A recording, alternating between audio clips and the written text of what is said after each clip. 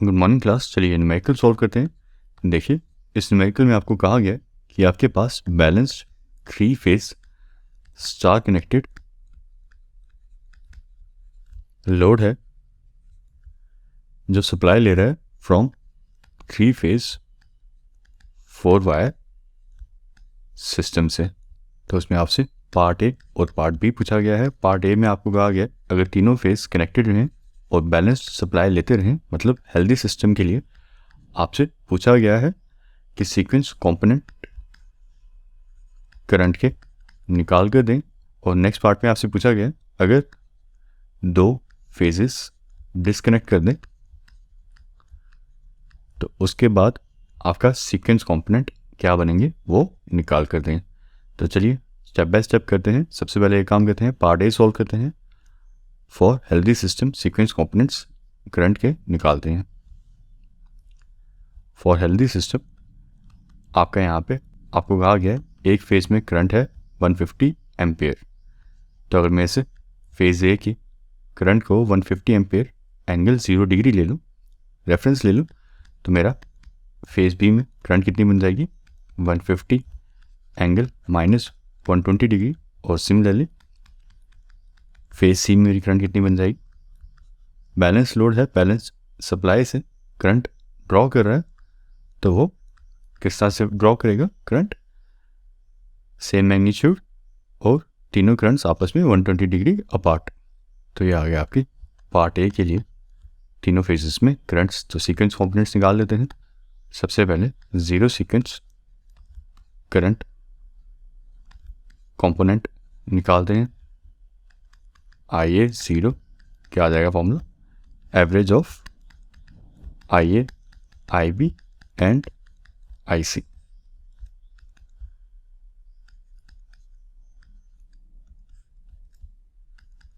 $150 angle 0 degree plus 150 angle -120 degree plus 150 angle -240 degree. इस bracket को ज़रा अच्छे से रीड कीजिए। ये ब्रैकेट यहाँ पे क्या बता रही है कि आपके पास 3 फेजेस हैं, तीनों का मैग्नीट्यूड सेम है 150, 150 एंड 150, और वो तीनों के तीनों फेजेस आपस में 120 डिग्री अपार्ट हैं। ठीक है, ये ब्रैकेट के अंदर लिखी हुई टर्म्स यही कह रही हैं कि 150 मैग्नीट्यूड है तीनों फेजेस का और ये तीनों फेजेस आपस में 120 डिग्री अपार्ट हैं। अगर इसको मैं 0 डिग्री रेफरेंस मानूं तो इस तरह से तीनों की तीनों आपकी फेजेस बन जाएंगी। जब भी आपके पास एक सेम मैग्नीट्यूड की 3 फेजेस हों which are 120 degree apart from each other, their net resultant is equal to 0। इन तीनों फेजेस का मैं अगर नेट रिजल्टेंट निकालूंगा तो मुझे नेट रिजल्टेंट मिलेगा 0। तो ये याद रखिएगा, चाहे 1 angle 0 degree plus 1 angle 120 degree plus 1 angle 240 degree, इस तरह से आपके पास 3 फेजेस हों जिनका मैग्नीट्यूड सेम हो 111 या 120 120 120 या 100 100 100 80 80 80 मैग्नीट्यूड कुछ भी हो सकता है। तीनों का मैग्नीट्यूड सेम होना चाहिए और तीनों फेजेस आपस में अगर 120 डिग्री अपार्ट होंगे तो उनको आप ऐड करेंगे तो आपको आंसर मिलेगा 0। तो ये याद रखिएगा। तो चलिए, तो ये देखिए ये क्या है, 3 फेजेस हैं जिनका मैग्नीट्यूड सेम है और तीनों 120 डिग्री अपार्ट हैं। तो इन तीनों को ऐड करेंगे तो क्या मिलेगा मुझे 0। तो ये आ गया आपका आई ज़ीरो का answer 0। Similarly positive sequence current निकालते हैं।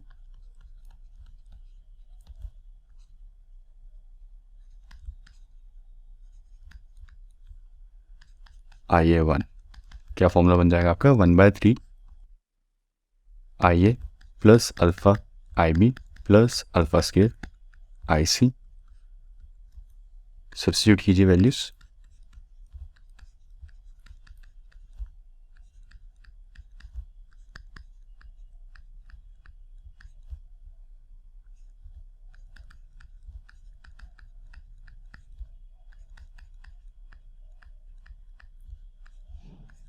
अल्फ़ा स्केयर आ जाएगा 1 एंगल 240 डिग्री, आई सी आ जाएगा आपका 150 एंगल माइनस 240 डिग्री।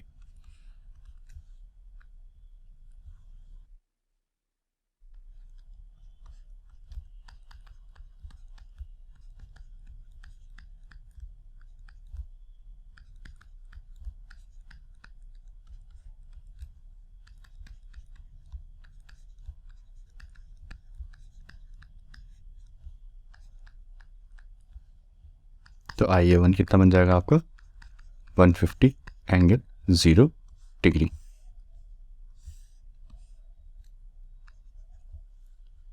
अभी नेगेटिव सीक्वेंस करंट कंपोनेंट निकालिए। आई ए टू क्या बन जाएगा आपका, फॉर्मूला लिखिए।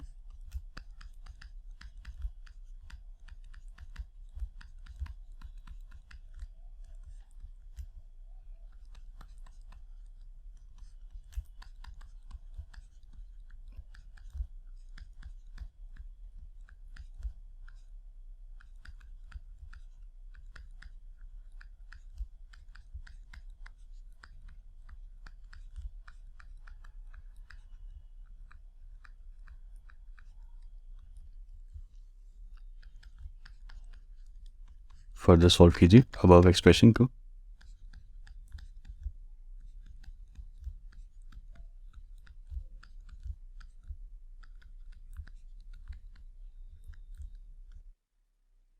अगेन अगर ब्रैकेट के अंदर आप ज़रा ध्यान से देखें तो ये क्या बन रहे हैं, 3 फेजेस सेम मैग्नीट्यूड के विच आर 120 डिग्री अपार्ट। तो इन तीनों को ऐड करूँगा तो क्या मिलेगा मुझे, रिजल्टेंट तीनों फेजेस का 0। So negative sequence component of current is also 0। तो यहाँ पे देखिए हमने आंसर क्या निकाले हैं, 0 सीक्वेंस करंट कंपोनेंट का आंसर आया है 0, पॉजिटिव सीक्वेंस करंट का आंसर आया है 150 एंगल 0 डिग्री, और नेगेटिव सीक्वेंस कंपोनेंट का करंट कंपोनेंट का आंसर आया है 0। ये हमारा था पार्ट ए। ये हमने सीक्वेंस करंट कंपोनेंट्स निकाले हैं फॉर हेल्दी सिस्टम। तो यहाँ पे नोट करने वाली बात है, हेल्दी सिस्टम से क्या मतलब, बैलेंस्ड सिस्टम जो ड्रॉ कर रहा है balanced current which is 120 degree apart in each phases. तो आपके हेल्दी सिस्टम में यहाँ जो सीखने वाली बात है, 0 सीक्वेंस करंट कंपोनेंट भी 0 होता है, नेगेटिव सीक्वेंस करंट कंपोनेंट भी 0 होता है। आपके हेल्दी सिस्टम में सिर्फ पॉजिटिव सीक्वेंस वोल्टेज और करंट एग्जिस्ट करती है। लिख लीजिए, इन healthy systems only positive sequence voltage and current flows, negative and 0 sequence components are 0 in healthy, or you may write in balanced systems। तो चलिए अब पार्ट बी के लिए करंट सीक्वेंस कंपोनेंट्स कैलकुलेट करते हैं। पार्ट बी में देखिए आपसे कहा गया है आपके पास इस तरह से जो स्टार कनेक्टेड लोड है,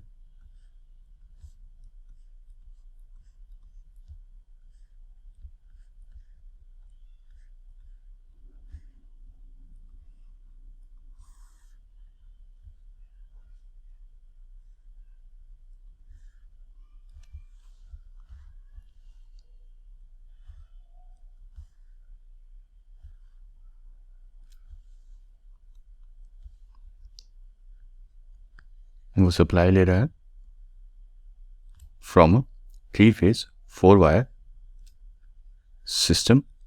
कुछ इस तरह से आ जाएगा वो।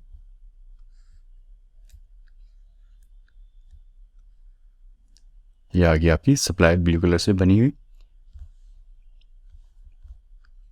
अभी आपको बी पार्ट में कहा गया अगर 2 फेसेस को हम यहाँ से डिस्कनेक्ट कर दें इस तरह से, तो बताइए आपके सीक्वेंस कंपोनेंट्स क्या बनेंगे। तो देखिए 3 फेज 4 वायर सिस्टम में आपके जब 2 फेजेस को डिस्कनेक्ट कर दिया जाए तो आपका जो लेफ्ट ओवर एक फेज है उसे कोई फ़र्क नहीं पड़ा, वो एज इट इज़ ही रहेगा। यहाँ जो करंट फ्लो करेगी वो 150 एम्पेयर की ही करंट फ्लो करेगी। 3 फेज 4 वायर सिस्टम में 2 फेजेस को अगर रिमूव कर दिया जाए तो जो एक लेफ्ट ओवर फेज रहता है उस फेज में कोई डिफरेंस नहीं आता। तो यहाँ पे फेज ए में अगर पहले आपकी 150 एम्पेयर करंट फ्लो कर रही थी तो फेज बी और फेज सी को डिस्कनेक्ट करने के बाद भी आपके फेज ए में 150 एम्पेयर ही करंट फ्लो करेगी। It will remain unaffected. तो लिख लीजिए इन 3 phase 4 wire supply system, if 2 phases are removed, then leftover phase remains unaffected। तो आपकी IA की करंट 150 की 150 ही रहेगी। इसे 0 डिग्री मान लेते हैं। आपका IB और IC अगर 0 हो जाएगा तो आपका जो IA है वो 150 का 150 ही रहेगा। तो अब इस सिस्टम के लिए सीक्वेंस कंपोनेंट्स कैलकुलेट करते हैं। सबसे पहले आपका 0 सीक्वेंस करंट कंपोनेंट क्या आ जाएगा, IA 0 1/3 IA plus IB plus IC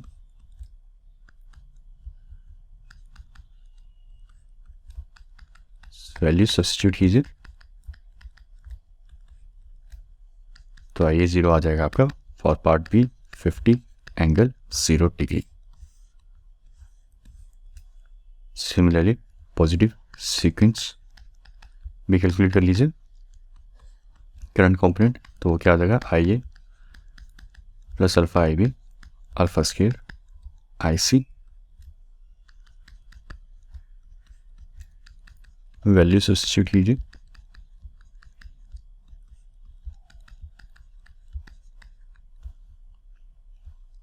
IA2 भी निकाल लीजिए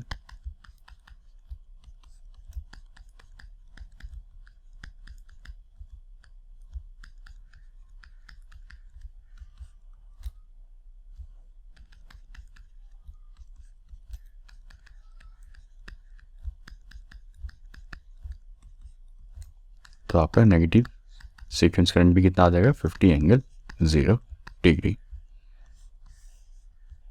एम्पेयर।